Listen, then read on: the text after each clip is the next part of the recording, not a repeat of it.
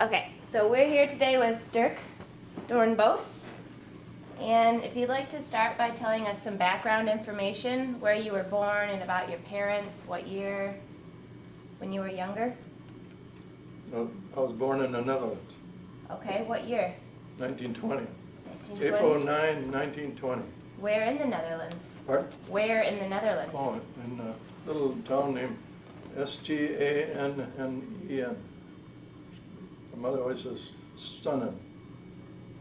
Stannen. Northern Holland, near Groningen. Groningen is the province. Okay. You have provinces over there instead of states. Mm-hmm. In the province of Groningen. What did your parents do? What were their jobs when they lived in the Netherlands? Pardon? When your parents lived in the Netherlands, what was their occupation? What did they do for work? I only lived here, 6 months, and we came over here with my parents. Okay, why did they move to the United States? Well, just about all of you foreigners. Okay. They want to get a piece of ground, and what you couldn't get in Europe, Mm-hmm. Did they move to Michigan or somewhere else? Pardon? Did they move right here to Michigan? No.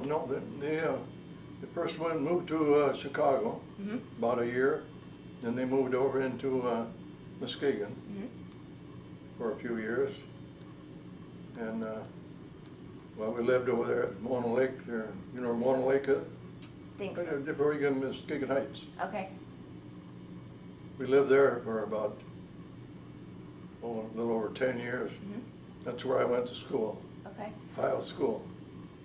Did your parents work while they were here then? Graduated from Ohio School there in 1934. 1934. Yeah. How was it going to school during the Depression? Then we moved towards Ravenna. Okay. And when I was 15, I left home and I worked on a dairy farm. I couldn't go to high school then because that was the big depression. Mm-hmm. And before the depression hit, the townships, I understand, all over would pay your tuition if you wanted to go to high school. Now over there, when we lived here, you could go to Heights High School, but you'd have to pay tuition. Oh. And after we moved toward Ravenna, I could probably go to Ravenna, but I paid tuition. Depression, I didn't even have a pencil, let alone paying tuition. Okay. So what did I do? I went and got to work on a dairy farm for a couple of years. Then while I was there, Roosevelt, he started the CCC program. Did you hear about that? Mm-mm. You didn't hear about that either? No. That's too bad. What is it? It's a Civilian Conservation Corps. He started that up so that us kids like me had no chance to go to high school, could have something to do. Mm-hmm. And I told a lot of people at Kiwanis clubs, Rotary clubs, Lions clubs, I've been telling them we were Roosevelt's secret army. Okay. You know why? Why? There was 3,600,000 of us all over the United States. We stood reveille every morning, retreat at night. We wore army clothes. If you go through Michigan, see all these big trees like that, all in rows. Right. I planted a lot of them. Okay. 2 big steps and plant a tree. 2 big steps and plant a tree. Mm-hmm. So I done that for a year, and we got $1 a day in clothes and food, medical attention. But I didn't get the $1 a day. I only got $5 a month. My parents, to support the parents, they got $25 Oh. to help support the parents. Hmm. I was doing that, and when I signed up there in the CCC, Civilian Conservation Corps, when I was 17. Mm-hmm. Well, I done that. For 1 year. Huh? For 1 year you did that? 1 year, and I got a little lonesome again. I should have stayed longer, but I got a little lonesome. Anyway, I came home. Then I worked for a while on the farm there by Ravenna Okay. for a while. And then I worked in a lumber camp for a while. Then in 1940, I got a job in Lakey Foundry there in Muskegon. Mm-hmm. There I was making about 35 cents an hour. I thought I was a millionaire. And while I was at Lake Epoundy, the old war clouds was coming around. And so before they start drafting some of the guys already. And I didn't even have to sign up for the draft because I wasn't a citizen. Oh. But some of my friends were already going in. Uh-huh. And you know, I was in a CC camp, it was like the Army. Mm-hmm. In fact, I found out afterwards, going into the Army was a piece of cake compared to the CC camp, and it was rough. But anyway, so I volunteered for the Army. Mm-hmm. I volunteered. And I went in before the war. Why did you pick the Army over like the Air Corps or the Navy? Well, mostly because of my Army, my buddies that all went in. Hmm.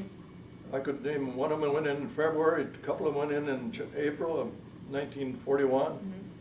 There was one that went in July, and then there was a couple of my friends was going in September. Okay. They're all going in the service. I didn't know where they were going, but most of them went in the Army. Uh-huh. I mean, them days you didn't even really ask about it, you know. Okay. And the thing is, we only were supposed to go in for a year. Did you ever hear about that?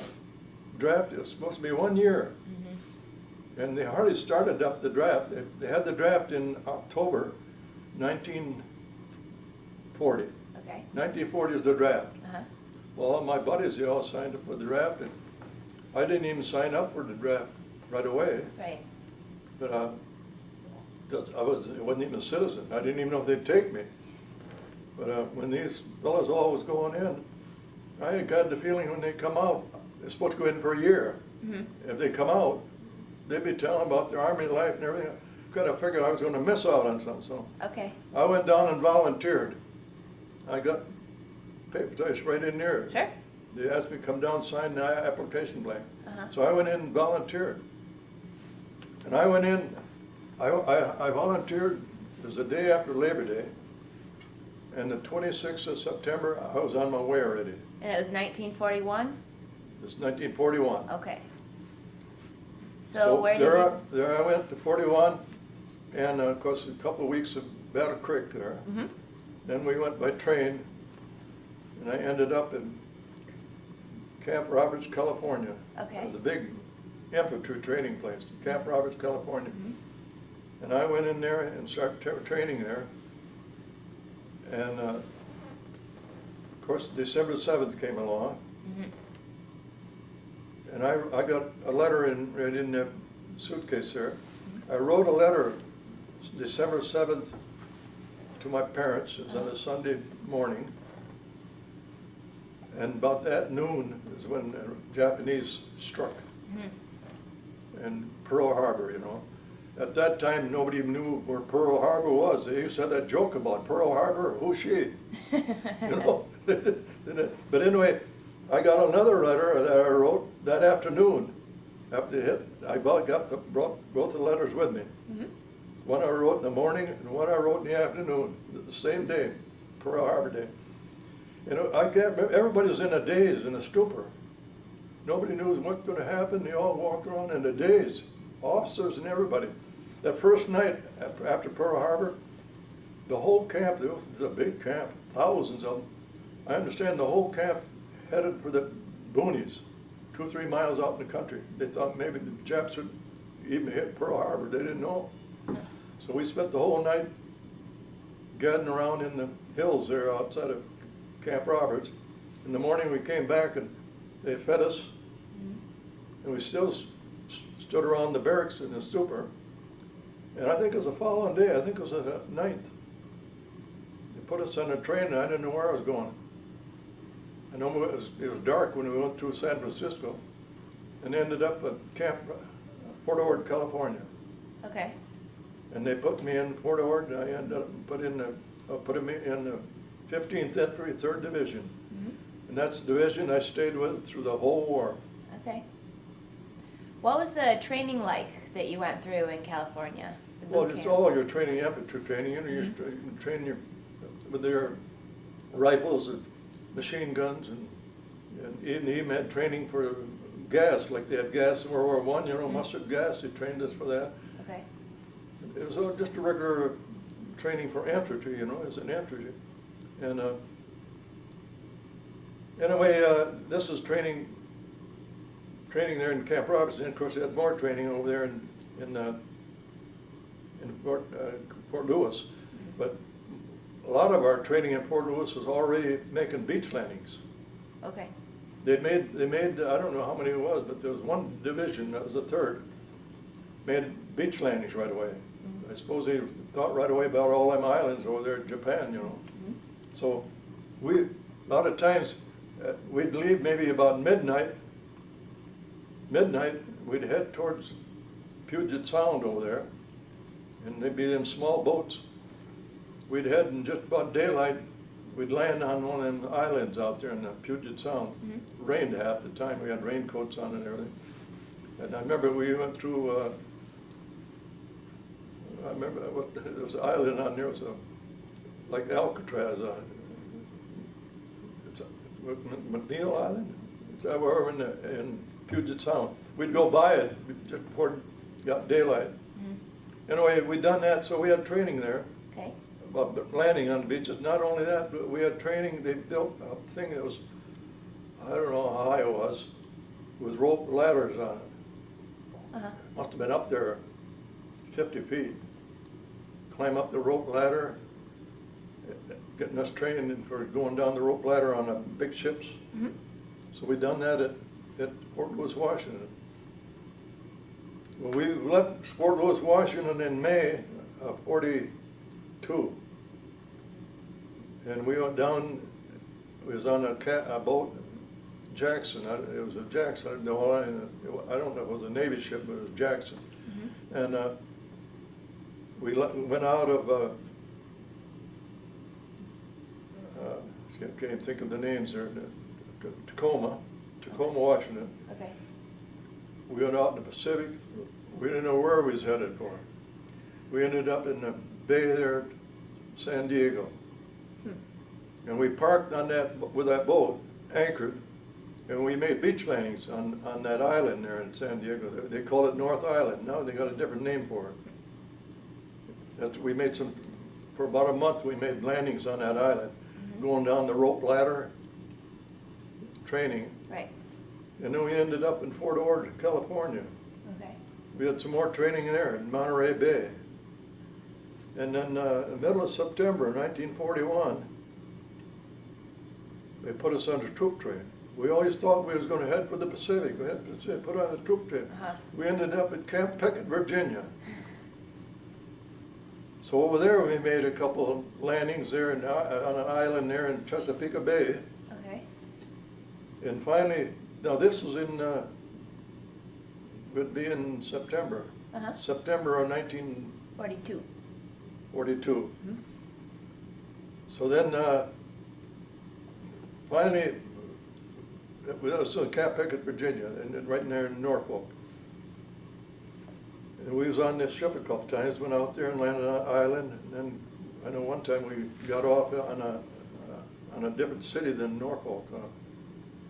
Anyway, that one day, we took off on this boat, and we was on it at the Thurston, Thurston, Thurston. Okay. It was an old grain boat they converted to troop ship. Okay. They put us on that thing. We left Norfolk, we didn't know where we was going. After we was out there for a few days, we had this little booklet on Arabic. Oh. We had, the only thing we could think of was probably, we had already heard, of course, with Hitler had been fighting already 2 or 3 years, and England was in on it. And English, Egypt at that time was what do they call that? Colony? Under England. Okay, they were an English colony then? Huh? They were an English colony? Like South Africa, you know, that's used to be part of England. Canada is part of England. But they had, Egypt was, I don't know the word for it right now, but they was under, and the English did have troops in Egypt. Okay. And of course, when this was going on, the Italians started going in there, moving in on Italian joined Hitler, you know, at that time. Okay. Italy and Germany were friends. Allies. So they was fighting the English over there, and they already sort of moved into Egypt. Okay. Well, we got this, so we thought maybe we was gonna have to help the English. Mm-hmm. But Hitler and the Italians, they controlled the whole Mediterranean. So how would you get there? We figured, well, if we were going there, and the booklet on Arabic, we'd probably go all the way around Africa. But it didn't happen that way. Okay. They anchored out there in 5-6 miles out in the ocean there, off of Casablanca. Mm-hmm. And we went down that old rope ladder and made that beach landing. And just before daylight. So that's in Morocco then? That was in Morocco, at Okay. Fedala. Okay. Fedalla or something like that. Mhm. Fedala, about 10 miles north of Morocco. Okay. North of Casablanca. Uh-huh. We landed. We had quite a landing. I mean, it was all new. There was a few of them sandbars there, and some of our boats hit the sandbar, went end over end. And not only that, but I got in the suitcase there. All of us, I don't know, it must have been all the ships. There was more than one ship. We had an armband with American flag on. Uh-huh. I got that armband in my suitcase there. Not only that, but I wore that through the whole war. It's pretty black. That went a long ways. 3 years I wore that armband, not on my arm. After that, I had it in my pocket. Mm-hmm. And we made that beach landing. 4 days later, we surrounded Casablanca, and the French come out with their white flags and surrendered. Okay.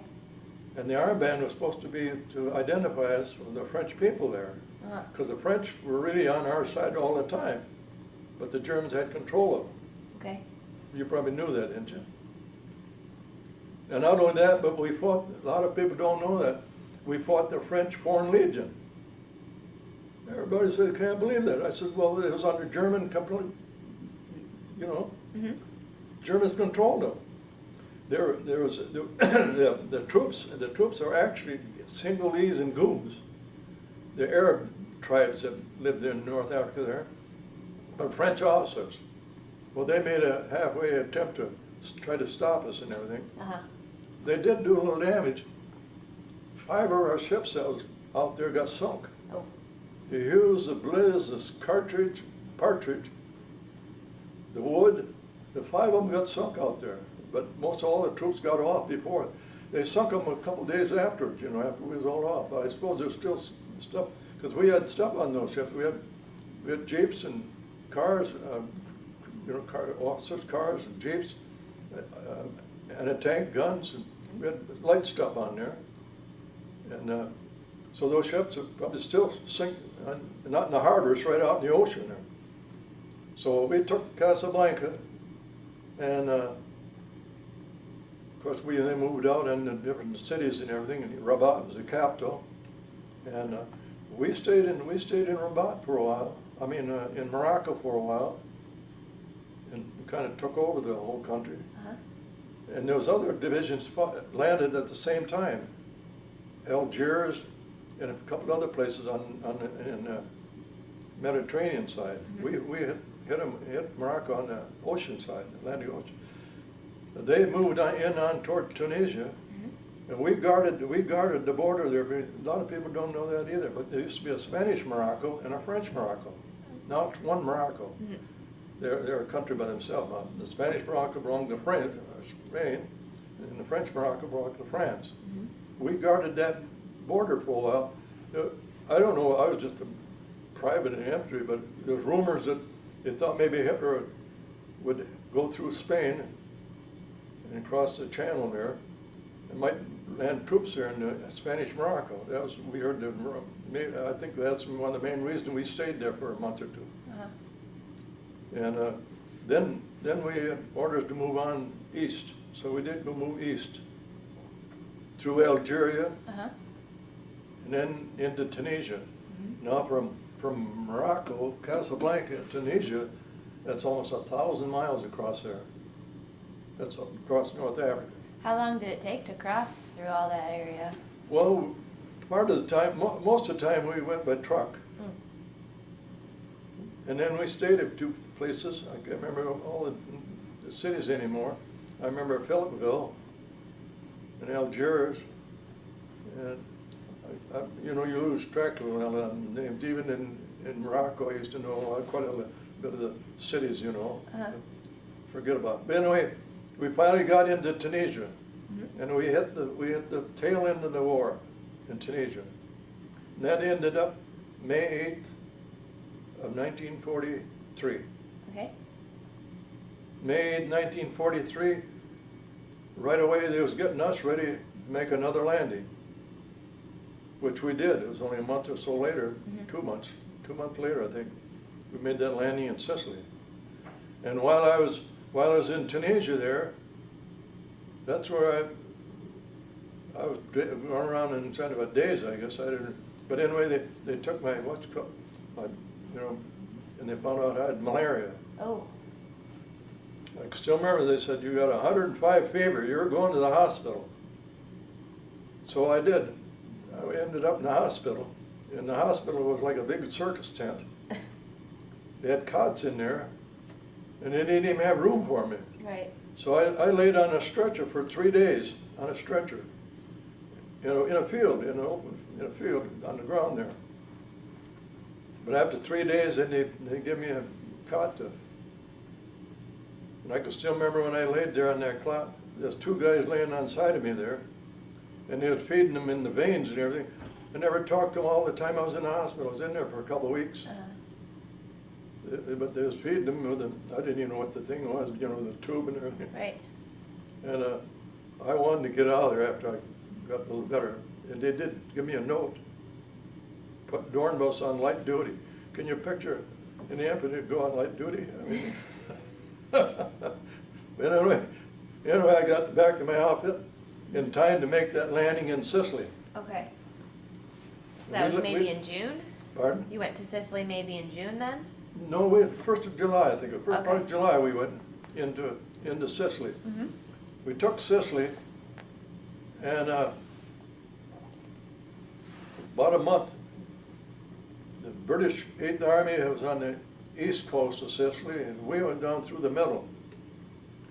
And the British 8th Army, they were supposed their goal was to take Messina. That was straits between Italy and Sicily.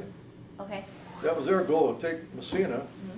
Our goal was taking, can't even think of had to take my tongue, the capital of Sicily. I know it's on top of my tongue. It's not certain. No. But anyway,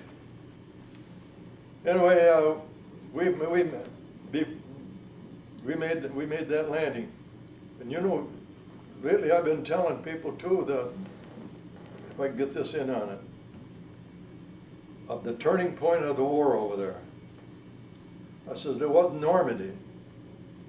Normandy wasn't the turning point. Everybody thinks, a lot of people, I talked to some high school kids here a few months ago, and they thought it was the beginning of the war in Normandy. I said, Normandy was at the end of the war. Yeah.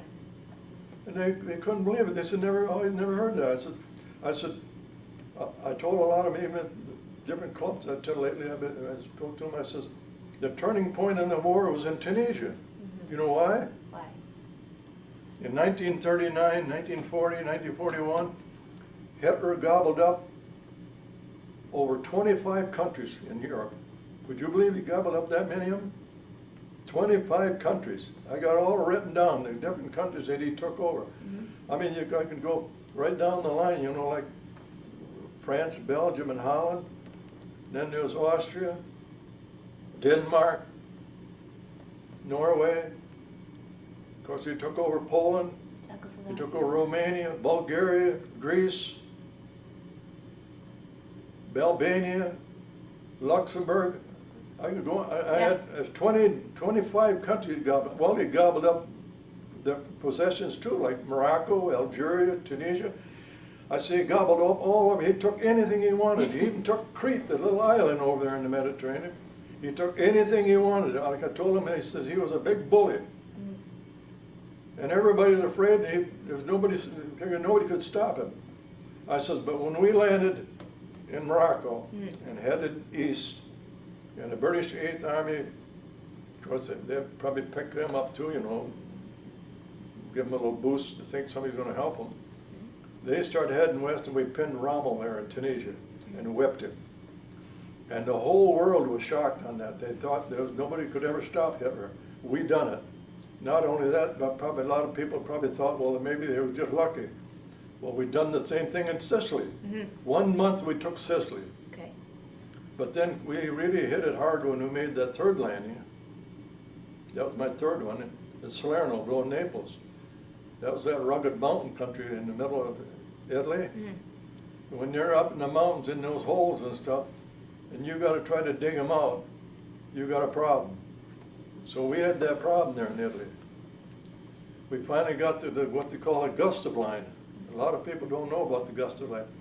They got the middle with Apennines in the middle of Italy, but they also had kind of a line of mountains in the middle going east and west. Okay. The other was north and south. And I understand the Gustav line, the old, what's called the big wheel Gustav from Italy, before World War I, used that for training area for their Italian soldiers. They had all kinds of things built already in there before World War I. Well, I understand when we landed in Salerno, below Naples, the Germans held us back as much as they could, and they was fixing this up better, waiting for us. And when they did wait for us, they was mowing us down we fought there for a couple months. We lost troops left and right. Not only that, but I've never seen it before that, or up to that time or afterward. The Germans was holding us back as much as they could, you know, from Salerno before you got to that Gustav line. Any city or anything, they'd knock down all the trees over the roads, dynamite them some way. They cut holes in the cities, cut holes with their axes or something. They've had some places when we got in there, the dynamite was still in there, they didn't touch it off. Not only that, there's a railroad, one of the main railroad lines went through there in north and south in Italy. They had, I didn't see, I'd never seen the rig, but then one of the big locomotive must have went through there and had a plow. And all the ties, you know, they had the ties hold the rails together, had a plow that went right down through the middle and broke everyone right in two before you get up to the Gustav line. Not only that, but they blew the track with dynamite. Blew the track every half mile or mile or so. So they done everything they could to hold us back from the Gustav line there. That's where they had that monastery up on the hill. A lot of people always talk about the big monastery. They hid in there, you know, and our bombers got in there and they bombed it. Bombed it and bombed it and bombed it. We still never could take it. So then they decided maybe they ought to make a drive behind the lines. Okay. So there was the 3rd Division again making another beach landing. That was my 3rd one, at Anzio. And that was a hellhole. If we'd have had a couple more divisions, when we landed there, our scouts already was on the outskirts of Rome. You know, but then they said, pull back and dig in. We dug in. And they thought that by us making that landing there, there was part British there too, and a few other we was the only division, but if we'd have had a few more divisions, we'd have had Rome. But they didn't think of it. But anyway, we dug in, and we was only in there about 2 weeks, and the Germans were going to pin us down. They were going to stop us. I understand they got a couple divisions from northern Italy, a couple of them from Yugoslavia, a couple from southern France. About 2 weeks after we had dug in, we was waiting for our supplies to come in by boat. They hit us. They hit us hard. They hit us with 5 divisions, and for 2 or 3 days there, we didn't know if we was going to live or die. But we hung on. And it used to be an old swamp. There was a Mussolini Canal went right through the middle of it. I never seen that during the war, because where I was, it was pinned right down there. We lived in that hellhole for 4 months. It was only 8 miles deep, 12 miles wide, size of 2 townships. And we lived in that thing. They had the Alban Hills between us and Rome, and they could almost look down on us, like they say, like shooting ducks in a barrel. Right. So they pinned us down for 4 months. When we broke out of Anzio, finally, after we got building up, on some clear days on Anzio, I can still remember the smoke clouds in our back, so our boats could get over there and unload supplies. Smoke. Otherwise, the Germans could see them boats coming in. And they had what they call that Anzio Express, Anzio Annie. That was that big railroad gun. You ever see her or heard it? That thing would shoot from here to Grand Rapids, 29 miles. Wow. Took 1.5 tons shells, powder, drive that shell. And everybody used to say, "Are you afraid of that thing?" I said, "Not really, because that shell probably cost quite a few $1,000s for one shell. You know, they wasn't going to shoot it on a few infantrymen." Yeah. I told a lot of guys when they talk about it, I said that's almost like taking a shotgun and shooting mosquitoes. You know, so they were shooting that big gun at the ships in the harbor. Well, after 4 months, they kept bringing in supplies, and guns, you know, artillery guns, more tanks, kind of hit them all as much as they could. And when we made the drive out of there, all hell broke loose. Well, it was something, you couldn't believe it. But we still had 96 casualties that first day in the 3rd Division. We finally broke out of there. I can remember when the first little town, Cori, C-O-R-I, and Valmontone, we come down from the south and east of Rome. We finally went into Rome. And it was beautiful to walk into Rome. Rome was an open city. They declared open city. Well, Palermo, that's the capital of Sicily. Okay. They declared that the Romans, the Germans wasn't going to fight for it. They just walked out. Okay. They'd done the same thing in Rome. They wasn't going to fight for it. So they walked out, or whatever, you know. And I can still remember when I walked in there, that people, they said to me, they said, you British soldier, you're a British soldier. I said, "No, I'm American, I'm American." They didn't believe it, you know, they said, "They're kind of hard to believe it." Go a little bit further, some of these other Italians, they could speak a pretty good English, you know. They said, the first time I heard, they said British, you know, the other person, they said English, "You English soldier?" I said, "No, American, American." And they were happy to see us come in there. Not only that, but the following day, the Italian people said they landed Normandy, That's June the 6th, 44. I was already fighting in 42. Right. And we really felt good about that. I mean, you felt like there was only about a dozen divisions doing all the fighting. You know, we had kind of felt we was getting a little help there. Not only that, but I understand about the time that we landed in Africa and in Sicily, the Russians was doing a little bit better over there too, you know. They were starting to do a little bit better. Of course, old Hitler had his hands full then, you know. Yeah. Then when he landed in Normandy, Hitler really had his hands full. He had one right there and one in Italy and one in Russia. And I still can't hardly figure out the Germans held up that long. People only had 6 million people, 60 million. 60 million people. They was fighting 3 of the biggest countries in the world, United States, with their population and everything, 3 or 4 times bigger than Germany. Russia's population 4 or 5 times bigger than Germany. English Empire, that's South Africa, India, Egypt, Canada, all belonged to the British Empire. 3 biggest countries in the world. Not only that, they had to keep some people in these countries, these 25 countries that they occupied, and had to keep troops there.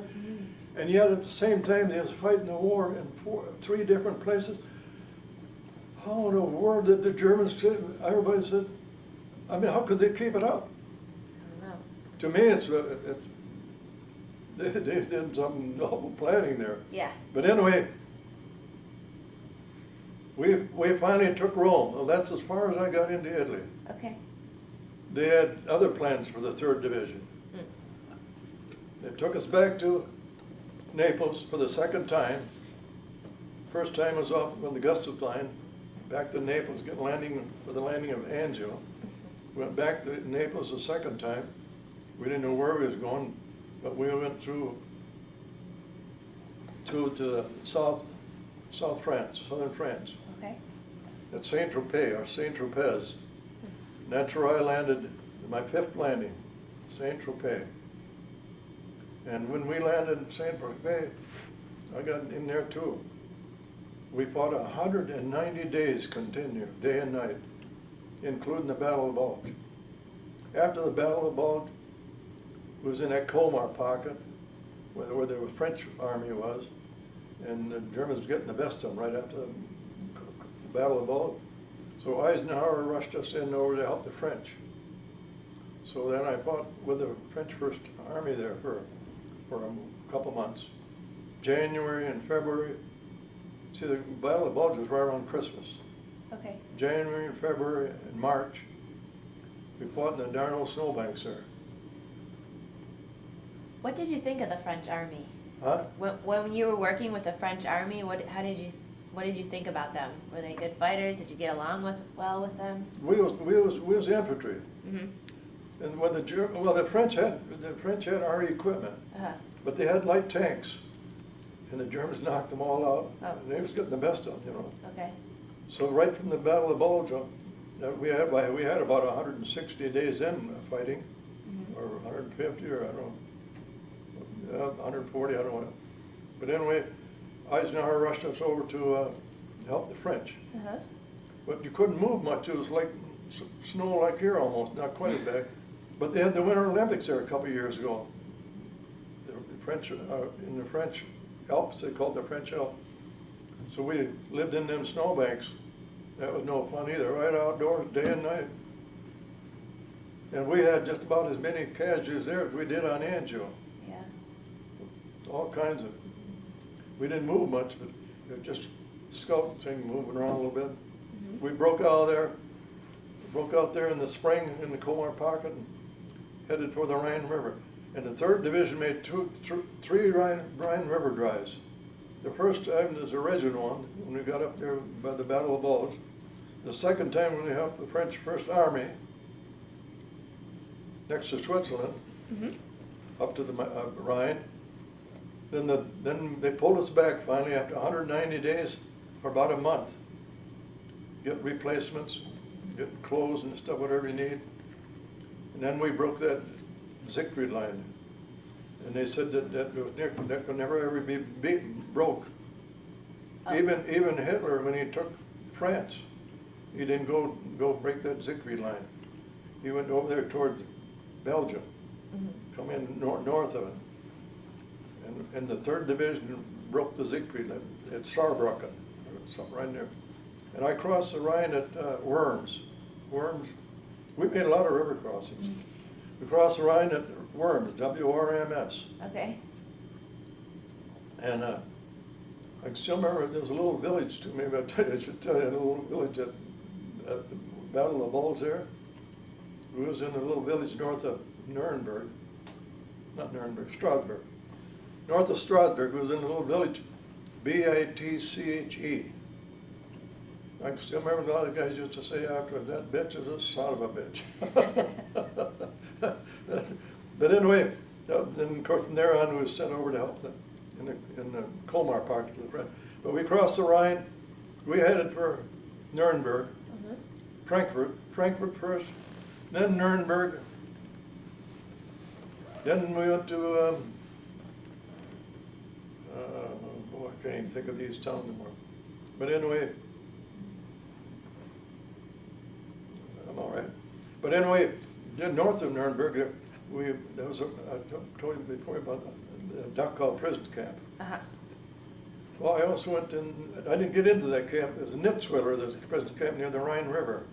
It's in France, or Alsace-Lorraine.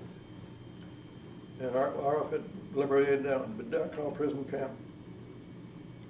We liberated, I walked through that, and different ones asked me, you know, did you see the oven? I didn't even know there was an oven. I didn't even know what it was. Right. I was with one guy named, he's from Oregon. And I thought it was a leprosy colony or something. These people just stood there in skin and bones, you know. And I walked through two of the barracks. And all the people were out of the barracks, you know, because the Germans took off. And they were just walking ghosts. Yeah. There were some boxcars on the side, and there was bodies in them. And I thought at that time they were shipping the bodies out, but later on I heard those bodies came in from someplace else, and they burned them in those, what's called in there?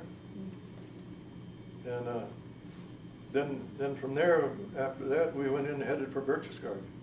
Okay. And there's that big movie about that, you know, the Band of Brothers.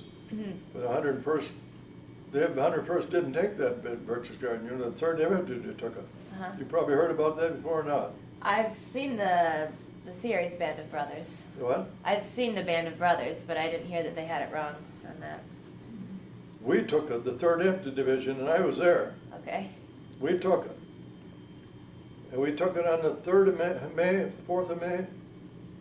And about 3 or 4 hours after we come in, there's the French 1st Armored come in. And the 101st Airborne, the one they got credit for, they come in the day after we did. And they took over, and they looted it. Oh. And different ones asked me, did you go up and see the Eagle's Nest? I said, no. They said, why didn't you see it? I said, we weren't tourists. We was moving on towards Salzburg, and we was still fighting. Right. I said, when the 101st Airborne come in there, they was the first American tourists that came. They was the first American tourists. They looted Berchtesgaden. There was a good outfit. It was a good outfit. They made the landing there in you know, Normandy, and they fought in Battle of good outfit. But the movie, you know, like the movies, they're in there for the money. You know, they got the eagle on the side of the shoulder there, you know, 101st Airborne. Okay. They wanted that in the movie, you know. Right. The airborne outfit, they took the Eagle's Nest. They didn't take the Eagle's Nest. Our outfit took that. I got a book home of the lieutenant, was the first one, him and his C Company. C Company of the 7th Regiment that took Berchtesgaden. And when they had that movie going, you know, they wrote the book first. And there was guys from all over the country got after the movie, place over in Hollywood there. Yeah. Tell them, change it. They didn't change it. They wanted to keep it just the way they made that movie. But this book's come out afterwards, and they straightened that out. They said the 101st didn't take it. The 3rd Division, I knew that all the time, and I stopped here at Grand Haven. And I proved it. I proved it. I had the names of the 2 boys that raised the flag at Berchtesgaden, even the name of the colonel stood there, and all the guys saluting as they raised the flag. It was just a makeshift pole up there. They raised the American flag there at the Berchtesgaden. Like I say, and the 101st Airborne got credit for it. Not only did they get credit for it, when that movie was going, or right shortly after the movie, I got literature on there. They had over 50 guys from the 101st Airborne that they got contact with them. They wined and dined them in Hollywood. Too bad. What do you think about that? Not fair. Wouldn't that kind of tee you off? Oh, yeah. You know what I talked to Grand Rapids people from, it was in the paper, in Grand Rapids paper and everything, me telling about this. And that one reporter from Grand Rapids, does that bother you 50 years afterwards that they got credit for it? I said, yeah, it didn't bother me. I said, I'll tell you why. I says, if you was in the race that were in Indianapolis 50 years ago, and you won the race with your checkered flag, and they make a movie of it today, and they got the guy that came in 3rd place going down the track, I said, would you be mad? He said, yeah, I got your message. That's what he told me. I mean, we should have been whining and dining in Hollywood. Definitely. But I talked to a couple of these guys from the 101st Airborne Division. They're nice guys, you know. They said, well, if they want to give it to us, we'll take it. What do you do? Wow.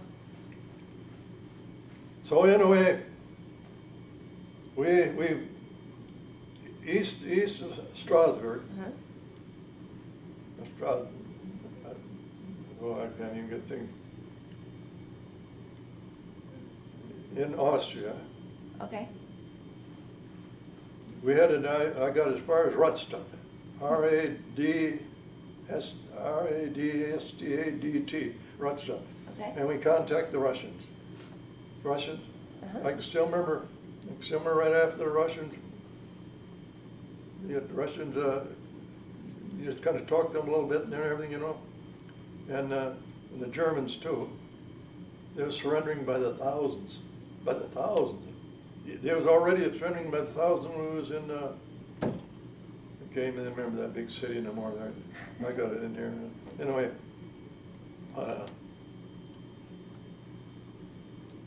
there was a German, when the prisoners were coming in from all different directions, there was a German MP and an American MP standing at the road corner, directing these prisoners. And I couldn't believe my eyes. But after 3 years of fighting them, there's a German MP and an American MP side by side directing traffic. I couldn't believe my eyes. And so we stayed there at Radstadt, about a week or something. Okay. And then I remember we stayed in an old water lumber camp. They used water power from a stream to drive the wheels. And we stayed there at my outfit. And then I made a couple of trips from Radstadt, Austria to Thionville, France, making arrangements for troops to come home. And while I was doing that, you know, right near, not too far from Dachau prison camp there, that was my brother. My brother was in right over there too, you know. Okay. And I looked him up, my younger brother. So anyway, later on they said I could go home. And of course the war was in Japan was still going on. They said you can go home and get, you know. So they didn't have to say that twice. You had enough points that you weren't going to have to go into the Pacific. Huh? So you had enough points that you wouldn't have to go into the Pacific and fight with Japan. Well, I had so many points. Right. Not only that, but I made a couple, 3 trips with the Major Lead. He was from Colorado Springs, making arrangements to go home. There was other guys going home from some of the other divisions already. And they looked at me, you know, because I was going back, made a couple of trips back. During the month of June. See, the war ended May 8th. Month of June, I made a few trips back and forth with Major Lead, making arrangements. And there's other guys go home from some of the other divisions. They, you know, they had just enough points or something. They said, "Oh boy, we're lucky. You're going to go home pretty soon." I should have. I should have been there a long time ago. I only got 135 points. They said, "Well, how come you're?" I says, "I don't know. You know, we're the oldest division. You can't turn the whole division. What's left all home. You know, we've got to keep it in order yet. You know, recruits coming in. You know." But anyway, I did finally leave, and I made it back home, and I got discharged at July 27th of 45. And they gave me a ride by plane home. Okay, so that was nice. By plane. Was it a big plane with a lot of other troops on it, or? Huh? Was it a big plane with lots of other men on it? The biggest plane they had was a DC-6, it hold 50 guys. Okay. But that was a story in itself for me to go home. It took me about a month to get home by plane. Why did it take so long? Why? Yeah. Well, we stopped at so many places, you know, and then you have to wait, and And of course, we was headed for home, and we was really in no hurry. I mean, we was enjoying it. We stayed at Trianville for 5 or 6 days. Then we stayed at Marseille, southern France, 5 or 6 days. Then we stayed at Casablanca, where we started out 3 years earlier, for 5 or 6 days. Then we went to Dachau in Central Africa. From Dachau, you know, we're across the Atlantic. We landed at natal Brazil. When we landed in natal Brazil, we was still as far away from home as we was when we was in France. Yeah, why did they go to Brazil? Well, it's a southern route they had. Okay. They had 3 routes. That was a southern route. They had one route to Canary Islands and over, and the other had one over here in Ireland, North Ireland, and would hit over here towards Canada. They had 3 routes. Huh. But we was headed for home. We was kind of happy. Nobody was shooting at us. We wasn't sitting in the mud or rain or snow. We was in every place. And we landed in Miami and then at Camp Landing, Florida. We stayed there for a few days. And then in Indian Town Gap, Pennsylvania. We stayed there for a week or 2. They finally give me that pink slip. Yeah, And the war is still going on over there. right. I was downtown Muskegon there when they ended the war there. In Japan. I can tell you a million stories in between all these stories. We have another hour. Huh? I have another hour. We have other stories, yeah. You want to see a lot of this stuff? Sure. How about I change the, is that hat then? Is that Huh? what you wore the whole time as part of your uniform? Me? Yeah. I didn't wear that. You didn't wear that. No, that's German. That's German. Wow, I've never That's seen an SS anything like trooper's that cap. before. Huh? Never seen anything like that before. That's SS trooper's cap. See there? You taking a picture of it? Yeah, I'm filming it. Oh. What else have you got? I got. Oh, here, let me move I that. didn't see that leg there.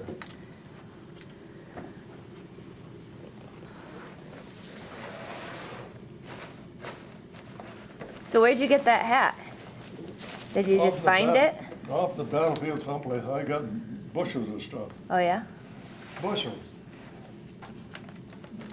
I'll show you these pictures here.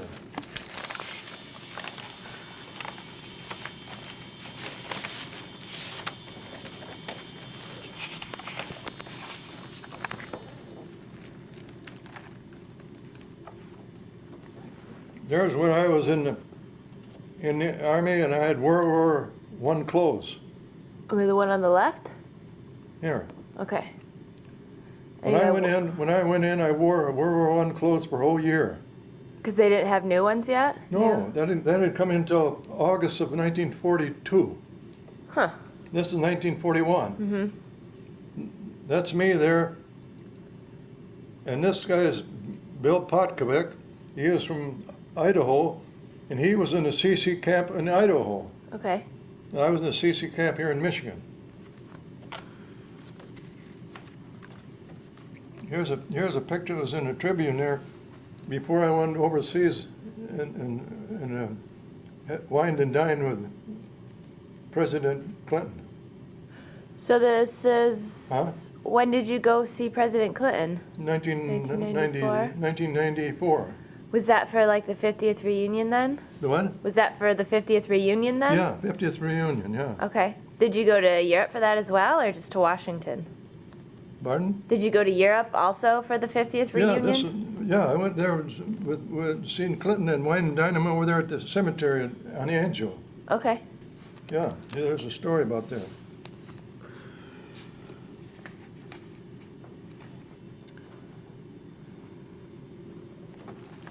Here.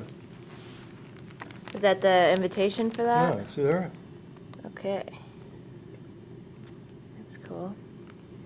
Mm-hmm. I went to. I had to dig in my pocket and pay my way, but I went.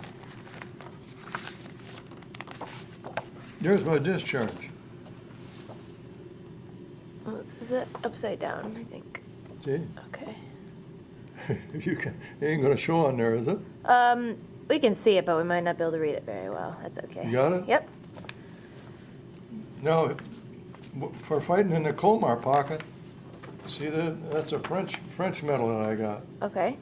You got that in 1985? Yeah. Did you go to France to receive that, or they sent it to you? Pardon? Did they send that to you in the mail, or you went to France to get that? Yeah. Look at here. I helped liberate them prison camps. Uh-huh. And I went to these different places. I went to Detroit. This was in the. You get it? Yep. And here I got the Croix de Guerre medal from even General de Gaulle. You heard of him? Uh-huh. He even got his General de Gaulle's names on there. That's really cool. See there? Mm-hmm. Okay. Even my president, he even gave me a medal. There.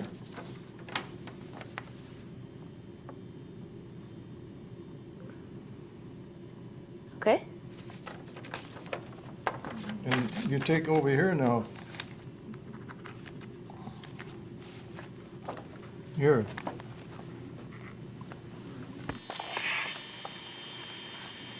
Here's the infantryman's drivers and mechanics, combat infantry. Uh-huh. And here I got the Good Conduct Medal,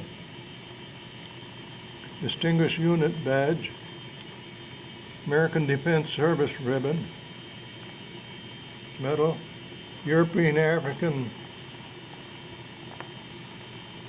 Middle Eastern Service Medal with the Bronze Stars and 1 bronze arrowhead.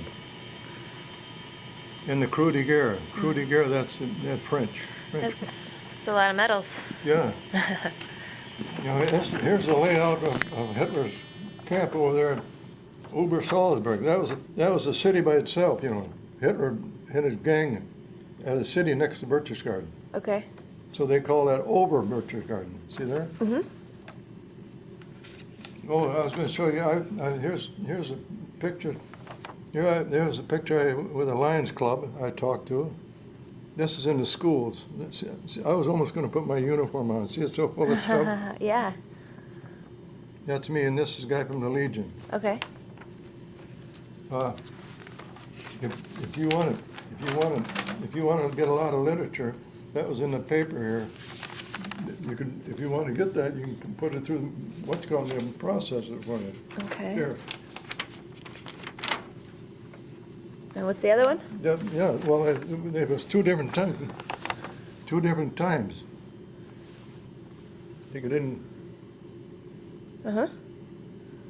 If you Okay. need more, but we can run it through the processing thing over here. Okay. Huh? Yeah. We can make copies of it.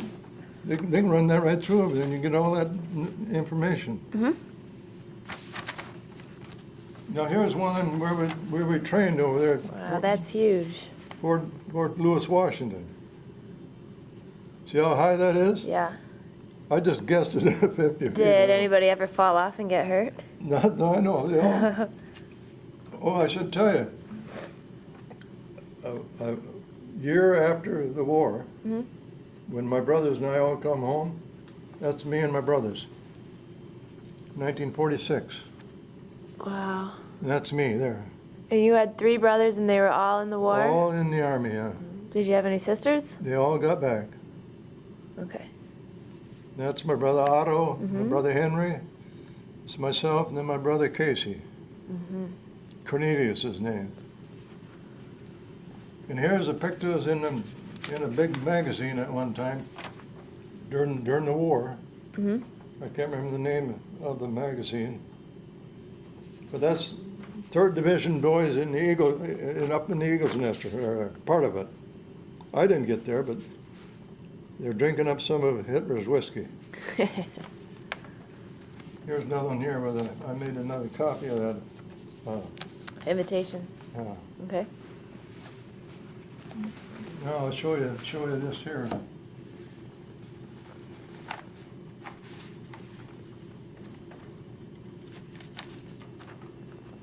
Now this is, I made dozens and dozens of copies of this. You can have this one, because I got a lot more of them at home.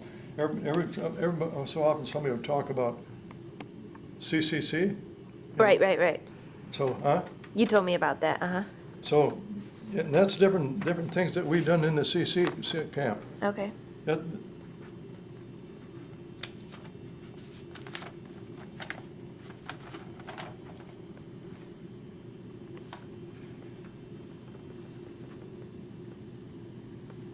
Okay, what's the next one?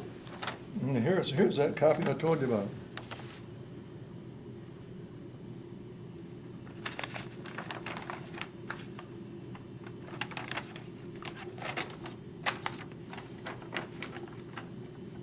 Okay. You know, this I Yep, you gave me one of I gave you one those. before, The map. Here's the two letters. This one letter I wrote in there afterwards, Right. after the war, and this is one that I wrote before the war. And it's kind of, see there? Right, they were written to your parents then? Huh? They were written to your parents? Yeah. Okay. And then my brother, when my parents died, my brother saved all that stuff. I got rid of most of it. I'll tell you why I got rid of most of the letters. In the infantry there, you don't dare to say anything because they give you hell for it. If you become a prisoner, they got the information. Right. So they said, don't write anything where you're at. And here it was because of this letter right here. You see that letter there? I wrote that in Tunisia. Oh. And I said, well, I landed at Casablanca, and right now I'm in Tunisia. But my parents didn't get the message. You know why? Because they went through it themselves and didn't send it to them? Because here's why Oh, they they didn't get cut the it out? They censored it. So they sent it to them, but they just cut the words out? They could have just like covered them up with a marker. Yeah, but that's to cut them out. See there? Yeah. I show that to other kids when and they gave me hell for it, and they said, don't write where you're at and don't give them no information. So when my brother got all these letters, when my parents died here, a few years ago, all it says, I'm all right, how's Hank, how's Otto, that's about it. Well, them kind of letters, I just burned them all, Oh. got rid of them. So, these kids never heard, seen or heard anything like this before, They're all ears. You gotta kind of keep together a little bit. When I talk to them kids, What's this? I tell them about, see the campaigns? Oh, yep. See, there's Morocco, Algiers, Tunisia, number 8, 1942. We had 66 killed in action, 234 wounded, missing in action 11. But then when you get over here, like Anzio, Beachhead, January 22nd, 44, May 24, what's that? January, February, March, April, May, 4 months. 1,074 got killed. It's a One lot. division. Yeah. That many wounded. Look at here, in the Vosges Mountain there, 1,277 got killed in my outfit. In my outfit, we had 5,996 killed, one division. So I show that to the kids.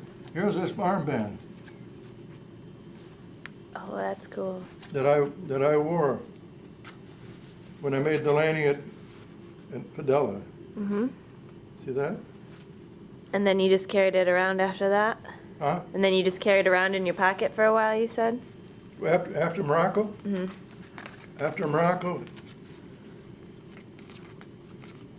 After Morocco, this was in my pocket like that for 3 years, right in here. 3 years. It's still the same pen. See there? Yep. So all of us guys put one of these on the boat before we made the landing. I saved that. That's quite a keepsake. Yeah, that's cool. And I like to show this picture here. Here's a picture. It says right there, tribute to ordnance. You've probably seen piles of tires, you know, old tires. You ever see that sometimes, piles of tires? Them are empty shells. Wow. It's almost 8 foot high as far as you can see. Them are empty shells. That's just one place in the war. That's a lot. We had dozens and dozens of places like that. The battles we had. Yeah. I mean, nobody can understand. Here's that big gun there. They shoot 29 miles. Right, at the ships. Here it tells right here. Big guns, wow. It tells in there how big they are.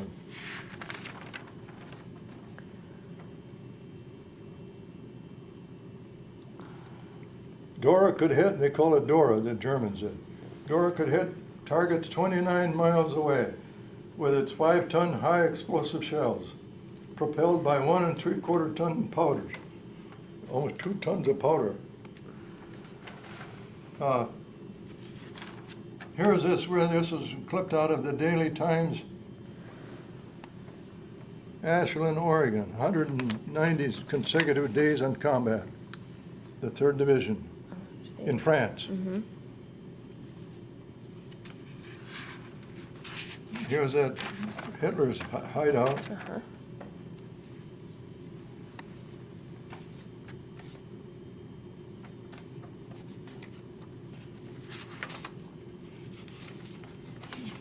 Here, look here. See there?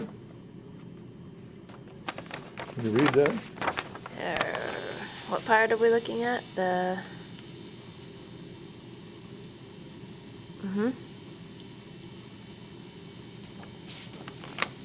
That's everywhere you went, okay. These are the different campaigns we went through. Every one, we got 10 campaigns. We made all those. Here's a little write-up about Anzio and stuff. Here, you want to read that? Yeah, right there, that darker.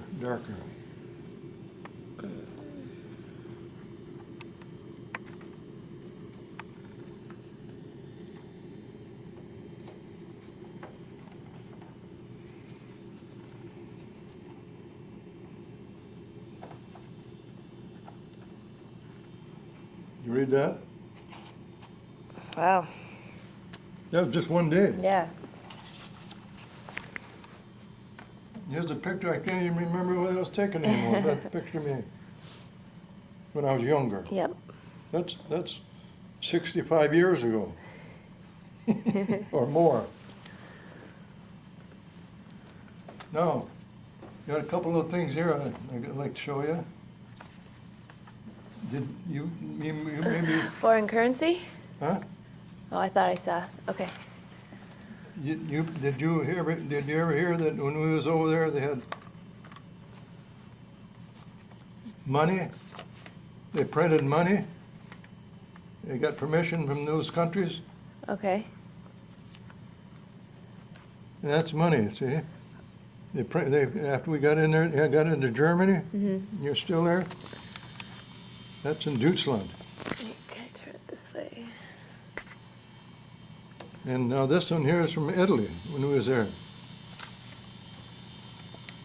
Now this one here is France. Italy. Here's another one of France. Another one of Italy. Another one of France. It's invasion money. Invasion money. Yeah, and they made arrangements with the government in Italy. They print that, and I don't know how they done it, but it was worth. You can buy it. There ain't much you can buy, but you can. They'd sometimes get a chance to buy something, you know. Was it just for the American troops? Huh? Was that money just for the Americans then? Yeah. Oh. Yeah, just American troops. Now, the Germans send a lot of what's called down through the air a lot of times. and dropped by airplane. And here's one of them. Safe combat. Mm-hmm. And it tells in there, see? It's to the American soldiers? They want you to give up.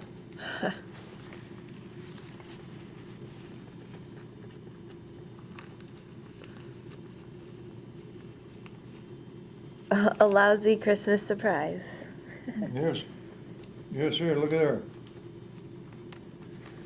FDR leaves the vets in the lurch. And tell them about the combat guys who got killed and everything, you know. Uh-huh. Over 100,000 wounded. And the Germans said these are, what's it called, that they sent up by. So it's just propaganda that the Germans dropped in the air for everybody? Yeah. I could have got all kinds of it, but you don't always think of it at the time. This one here, it said, don't read this. It says your girlfriends or your wives are out having a good time, and you're in the mud. Wow. In Tunisia, the Germans printed this and gave them to the Arabs. And you know what it says on there? What? Telling the Arabs, anybody that carries this type of money, kill them. Uh-huh. Wow. Oh, when we found them all laying all over, they said when you find them, you know, just get rid of them, burn them. Uh-huh. Get rid of them. Not only that, but I picked this up. Look at there, $100 bill. It's got the same thing, kind of? Advertising for motor oil. Yeah.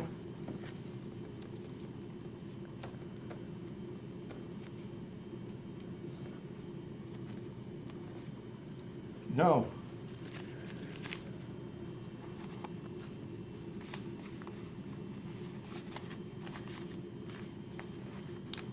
I'm going to put this in there now and I won't get lost. Oh, you haven't seen anything yet. Flip that. So did you have to carry that around with you? Or you just have a lot of stuff? I carried that when I come home. Okay.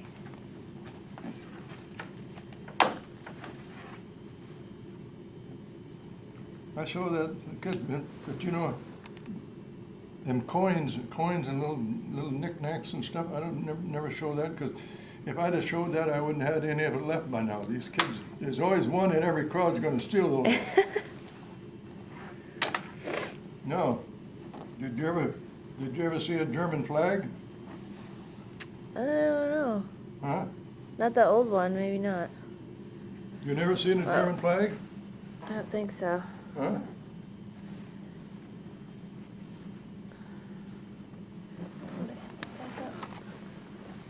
You see that? Wow. That's huge. Huh? So where'd you get that from? Well, I could have got 100 of them. Every house had them. Really? Every house, every building. But how are you gonna carry them, you know?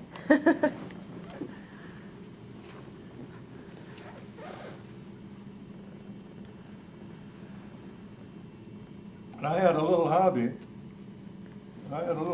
During the war. Different outfits, you know. Uh-huh. There's all kinds of outfits. We had all kinds of outfits, you know, whether it's artillery or ordnance or engineers. The Italians had that and the Germans had that. So I gathered up a lot of all our little ribbons and stuff. I gathered up a lot of that stuff.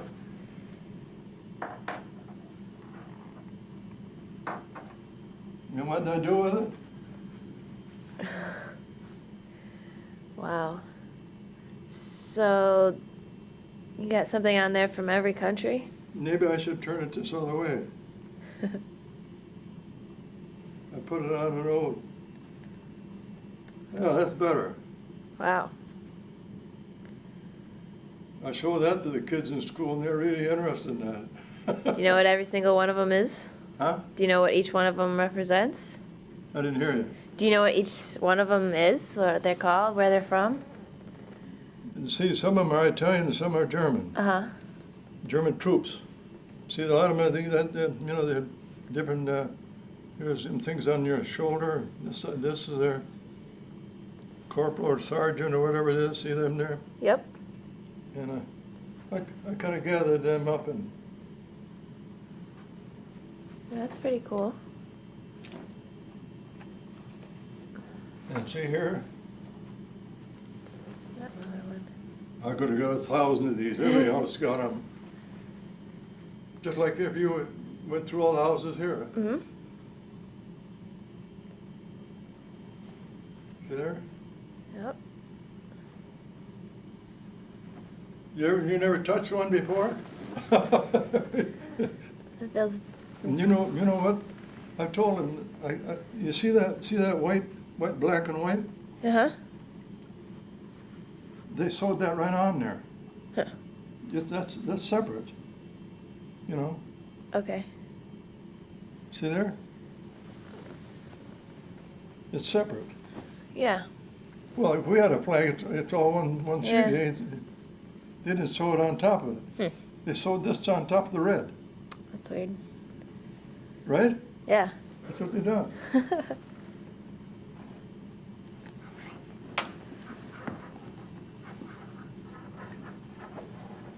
Here's a pair of binoculars, German binoculars. Mm-hmm.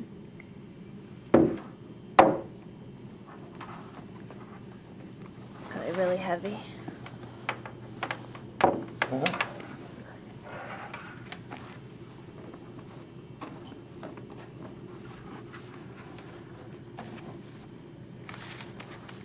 How much time we got left? About a half hour. Oh, okay, I'll show you stuff in here. You want to see another German flag? Sure. This looks like a smaller one. Mm-hmm.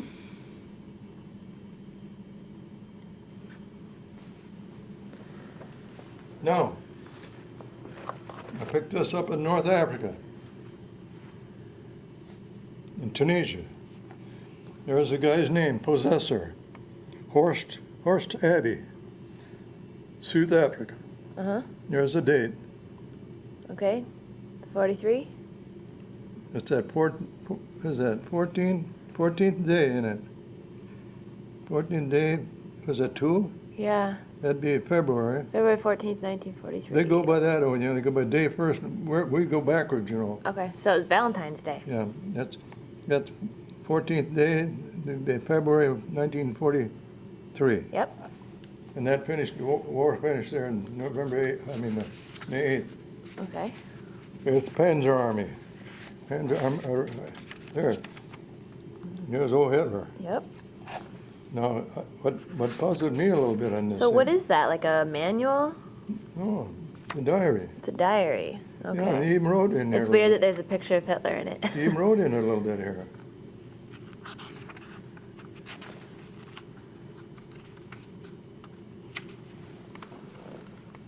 Where the heck was that? There, see, there he done some scribbling in it. Mm-hmm. That's May. Anyway, he didn't need it no more. Here's an Italian diary. That is so little. There. Yep.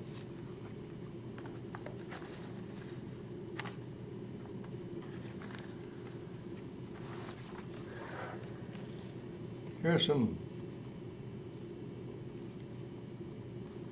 Italian money. Oh, the Germans had armbands too, you know. Uh-huh. See there? Yep. You've probably seen that in the movies. Yep. Now here,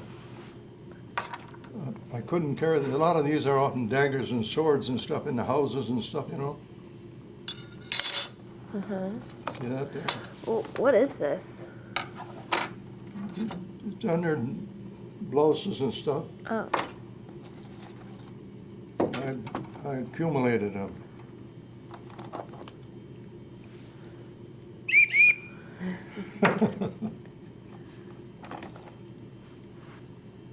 That's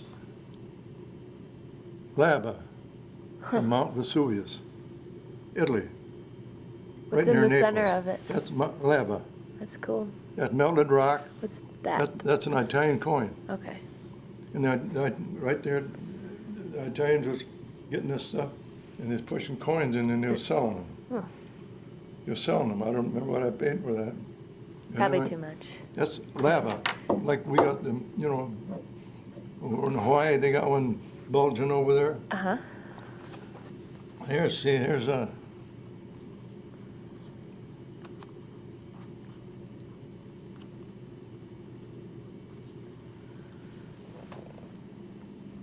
that's what the, there. See that? Them are German medals. Wow.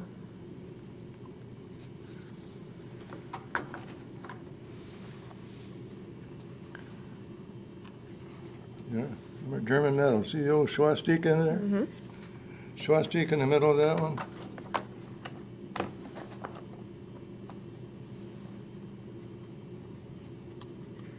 There's a big Yeah. old swastika. Mm-hmm. That one and this one's almost alike. Only Yeah. here's a boy used it, I think, when he was out deer hunting and broke the glass in it. There, see there? Oh, wow. So you don't get lost in the woods. Mm-hmm. There is something like I told, you know, I told it, especially these kids and stuff, well, everybody, the grown-ups too. They talked about the Germans, that they didn't have much of any religion, Uh-huh. you know, under Hitler. Mm-hmm. And here's a German belt buckle. Now this is a belt buckle from a plain infantryman. Okay. And they had thousands of them, you know, a million of them, infantrymen. And right there, where are we?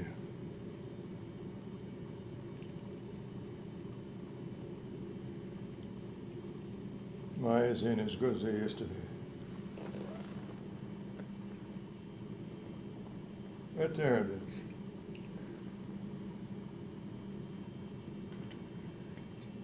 Yeah, there, I guess I got it now, ain't it? It says G-O-T-T. Mm-hmm. Can you see that? Yep. You know what that is? God. Okay. Here's M-I-T, mit. Mit is with. U-N-S, uns. Mm-hmm. It's God with us. Okay. And this was their belty buckle. Mm-hmm. Now, they must have had religion then. Yeah, I think they were religious. Just At least in the wrong way. Yeah, at least the soldiers. Now, that's a soldier's belt buckle. Uh-huh. Now, here are the bad ones, the SS troopers. This is the SS troopers belt buckle. Wow. Just like on that hat. Yeah.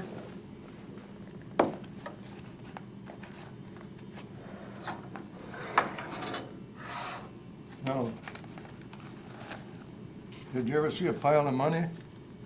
Did you see that? That's a lot of money. Huh?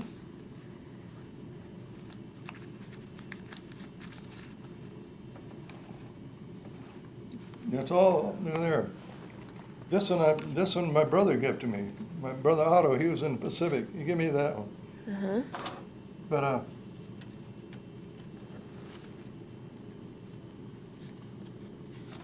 see there? Do you know where each of them is from?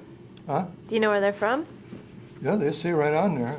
That's German mark. That one's German. Okay. Now this is Dutch. Okay. See it right there? It says Nederland. Yep. Here's Zonderland. That's Dutch. I mean German. Okay.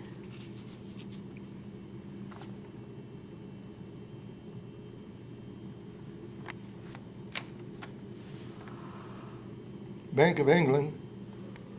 One guilder or not guilder. What did they call that? I thought they used the pound. I don't know. England, from all over.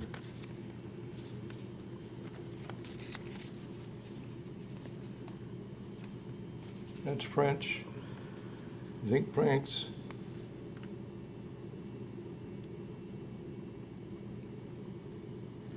Some of these are from Morocco and some are from Algeria. Mm-hmm.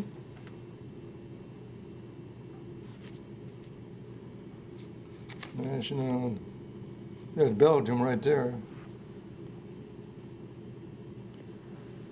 Quorum.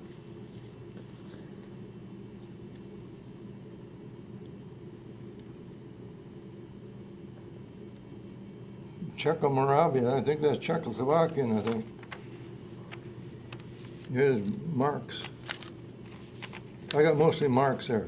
Right. But they said, when they changed the value of the money, they said the German marks, you could have a wheelbarrow full of it and buy a loaf of bread. You know, that's what happened in Iraq, you know, when they took over. Yeah. All the old coin, all the old money they did, and they started with new money. Mm-hmm.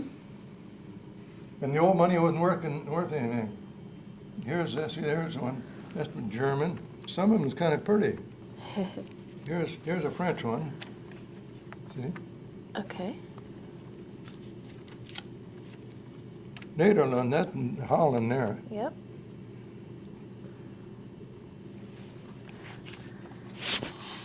That little dinky thing, I don't know.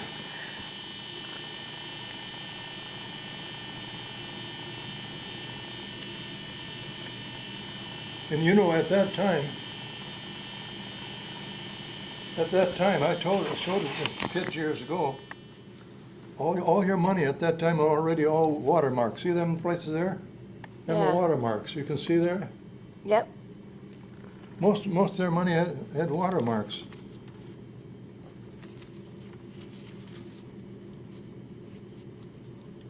So you couldn't, these guys couldn't duplicate it. Right.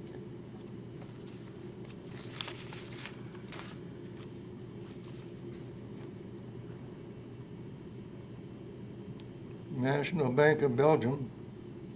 See, there's a watermark in there.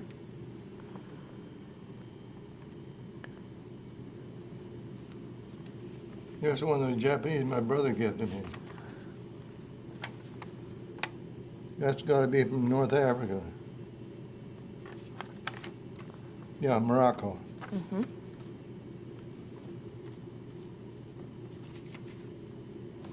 Anyway, I got a whole stack of that stuff.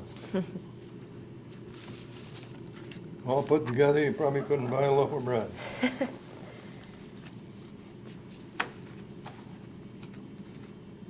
And I saved some of this stuff. They printed some of these once in a great while. Most of the time when they print them, we had to destroy them. But they said it was souvenir copies. See right there. It's a souvenir edition. You could keep it. See, that's towards the end of the war. Okay. So the veterans are packing up for home. Murphy ties Brit's record. What is that from? Is it from the Stars and Stripes? Huh? What paper is that from? Is it the Stars and Stripes? Who printed it? Yeah.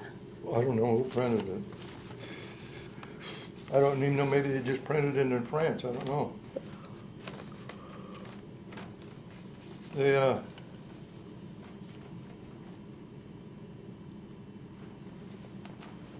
Here's guys that all got Congressional Medal of Honors from the 3rd Division. We had 39 guys get Congressional Medal of Honors in the 3rd Division, but good. about half of them got them after they're dead. Oh.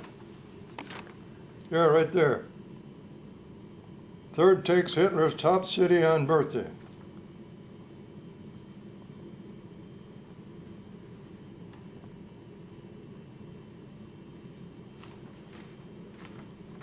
So I saved a few of them articles.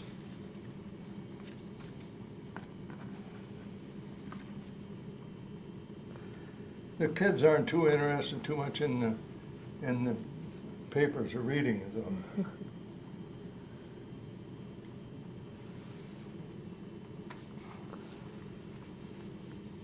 There, the 3rd Division, the front line. Mm-hmm. I don't know who printed it.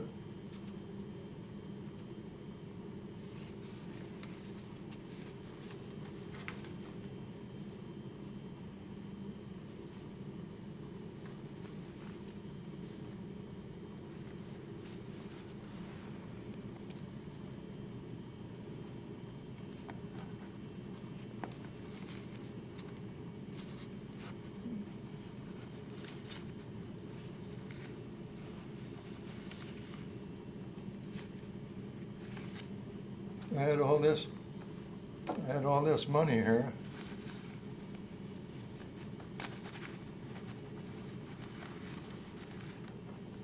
Yeah, see, I got another stack of it here. Yeah, that's all money. See?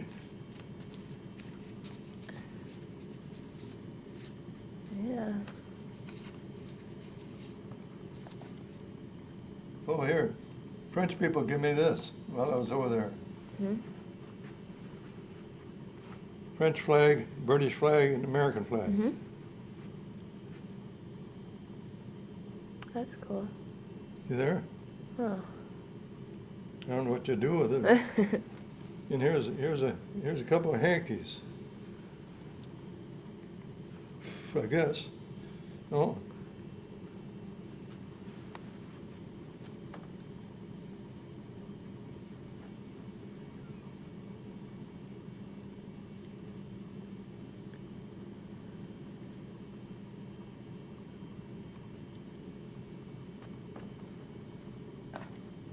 Here's the battle record of the 3rd Division. Here's some I have to go through, up and through these houses and stuff, and through the drawers and cupboards and everything. Mm-hmm. You find all kinds of things. Here's a hotel, Victoria in Nuremberg.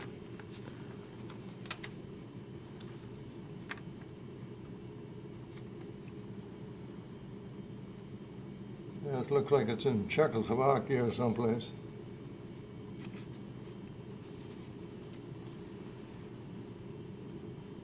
Well, Servin.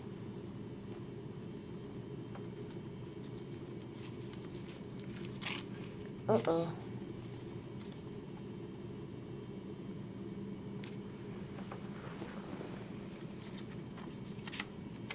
Hotel Grunwald. Hop House.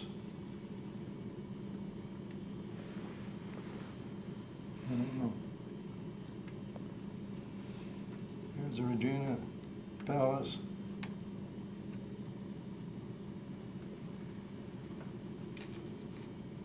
Continental Hotel, Basel, that's Switzerland.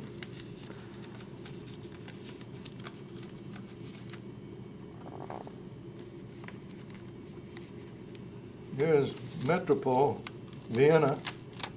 That's how they spell Vienna over there. Huh. Carlton Hotel, Frankfurt on the Main, Frankfurt in Germany. Uh-huh. Ship safety match. Here's another one of them German things. President cites 3rd Infantry Division. We've done a good job, and he had told the whole rest of them, good job, the 3rd done.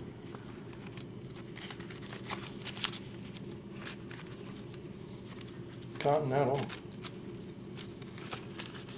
Kind of stick together.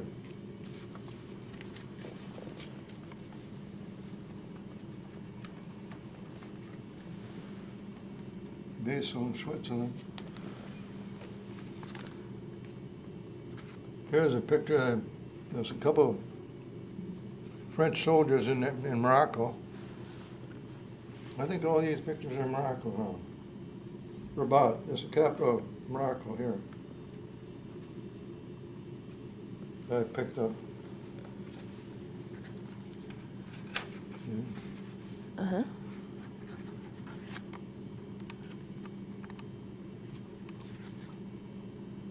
Morocco, I got it written right on the back there. Morocco, Italy. That's Italy, Morocco, Italy.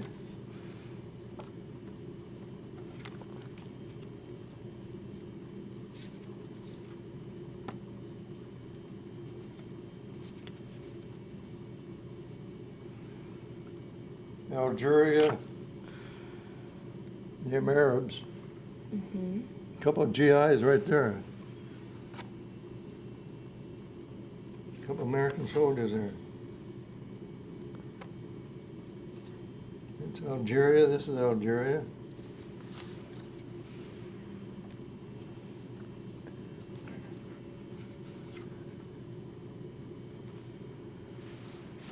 It's in Italy.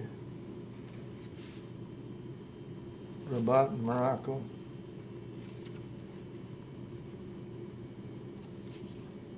That's Italy. See, I fought in Italy about a year there. Uh-huh. Rabat. Here's a, oh, I was going to say, that's the Colosseum. Mm-hmm. When we moved into Italy, or I mean, when we broke out of Anzio, Mm-hmm. went into Rome, the 3rd Division, like we did at Palermo, the capital of Sicily, Mm-hmm. they had us garrisoning the Rome. So for about a week or so, or maybe it was almost 2 weeks, Mm-hmm. 2 jeeps would follow each other, 4 guys in each jeep, and just patrol the streets, see that everything's all right, or waiting for somebody to take pot shots or something, you know. Done the same thing in Rome. Uh-huh. We roamed 2 jeeps, one followed the other, just kind of follow all over, let the people know that they're free and all that kind of stuff. And where did we stay? Slept on the grass right by the Colosseum. Oh. And every time we'd get someplace in Rome, the big city, you know, like if you got into New York, Detroit, Mm-hmm. ask some people, how do we get to Colosseum, you know? We don't always want to get back to the Colosseum because that's where we just slept right on the grass. Huh. That's the Colosseum. I went back there to the Rome, you know. Mm-hmm. I've been to Europe now. 2, 3. Been to Europe. When the time I was born there, maybe 5 times I've been to Europe. Oh. It's all different. I don't know where that's Italy. Okay. Look at the mess of buildings they got in Italy there. Yeah. Well, that's about it, what I brought along. Okay. So what did you do when you came back to the United States after your time in the service? Well, and that's the main job was, and I settled down with, I run the sign department of the Out-of-County Road Commission. Oh. Took care of all the signs in the county. Mm-hmm. All the railroad signs, school signs, speed signs, all the signs. Not only that, I was in charge of painting all the equipment, all the 4 garages, Mm-hmm. all the bulldozers, cranes, all the trucks. And I was also in charge of putting down the center line down the highway, not on the state roads, the county roads. Mm-hmm. I'd done all that. When did you retire? Huh? What year did you retire? 1982. 1982. I'm already retired now, 26 years. Then when you had your... And I worked there 30 years. Okay. But like I say, I worked on a celery farm, I worked on a fruit farm, I worked on a vegetable farm, and I worked on a dairy farm. I worked in a lumber camp. When I got out of the Army, I worked the whole year peddling ice from One Lake Ice Company. That's when you had ice, you know. And I worked in a bakery in Minneapolis. I worked in electroplating where they put chrome on copper or whatever. Mm-hmm. You call that electroplating. I worked on one of them. And then I worked in International Harvester unloading boxcars. I'd done that. And I was in the CC camp, you know, for a while. Right. I'd done every kind of job. Just name it, I'd done it. Yeah. I never was unemployed. That's good. Never drew a cent of unemployment. Always had a job. My dad always used to say, if you're willing to work, he says, as long as people are eating, there's work there. Yeah. He used to say that. So when you had your reunion tour in Europe, where did you travel to? You what? For your reunion tour in Europe? How did that go? In 1994? Didn't say that again. The reunion and the 50th reunion in 1994? Oh, you mean the 50th? Yeah, that was, Yeah. yeah. And you went to Europe for that? Yeah. Where did you travel to? Do what? Where did you go? Oh, well, we went to, first to Italy, Uh-huh. then all through France, Mm-hmm. then to Germany. I didn't go through Africa. I could have, but then I'd be gone for a whole month. Oh, And I couldn't really afford it. I was just, you know.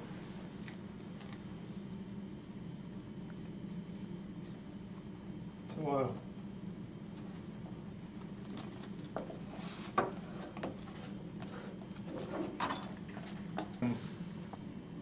tickets, you know, from the, what's called the state's got the lotto there, and yeah, and I won 2,500. Oh, yeah. And in that particular year, through my 3rd Division, our outfit, they said they're gonna have a trip out there for the 50th anniversary. Mm-hmm. And I said, now I'm gonna do, what I'm gonna do with that money, I'm gonna go down and take that trip. So I did. And the thing is, the whole trip, if you started right from Morocco, it would have been almost a month. Oh, Harvey couldn't get away that long. I was That's gone 2 lucky. weeks. Yeah, 2 weeks.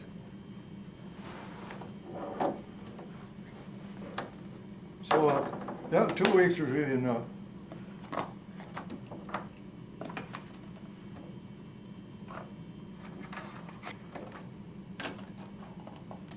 Every year, but it's a different place every year. uh-huh.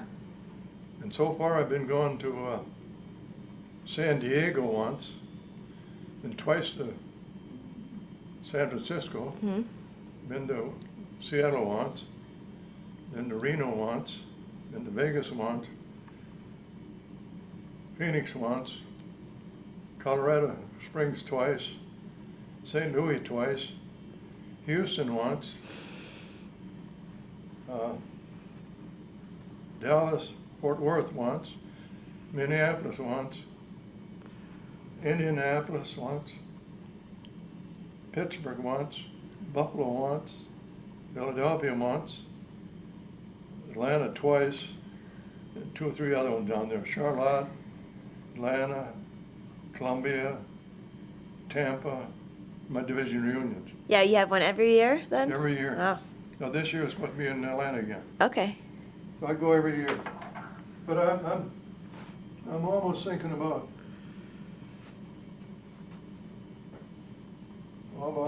thinking about quitting. Yeah, it's a lot of work to do every year. Oh, you get A lot catching of them money. planes.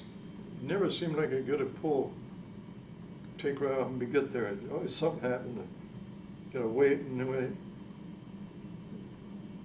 Just went to Memphis, Mhm. Tennessee, year before last. Mm-hmm. What's it called? They have a music town. Memphis, Tennessee. Okay, You call that music town. okay. I go here from the plane, Mm-hmm. and it's foggy. I almost couldn't find it. I couldn't see the road. I thought I allowed a couple of hours. I finally made it over there, and about ready to go and everything. I thought. Of course, the plane didn't come in. Then they said the plane isn't going to come in. It's too foggy. Canceled the trip. Oh, So what do you do? What do you do? I don't know. They sit there and kind of funny, they said, anyway, they come out there, they said, we might be able to get the plane out of here. This is around 6 o'clock in the morning. Yeah. Said, we might be able to get you out of here at 10 o'clock. Well, I had connection from here to Milwaukee, Mm-hmm. and Milwaukee over to Memphis. Well, if I leave here at 10 o'clock, my connection in Milwaukee is way Right. off. And that's the way it was, and I got there a day late. And twice at different planes, in order to catch the right road back, I had to miss out on the breakfast. They always had that breakfast going away trip, you know. I had to leave before breakfast and get out of town. There's always some mix-up on it. Mm. You kind of get tired after a while. Yeah, You ride on a plane? not too often. Huh? Not too often, no. So anyway, riding on the plane, not only that, but my daughter says, you're getting too damn old to run around there by yourself. You know, I'm 88.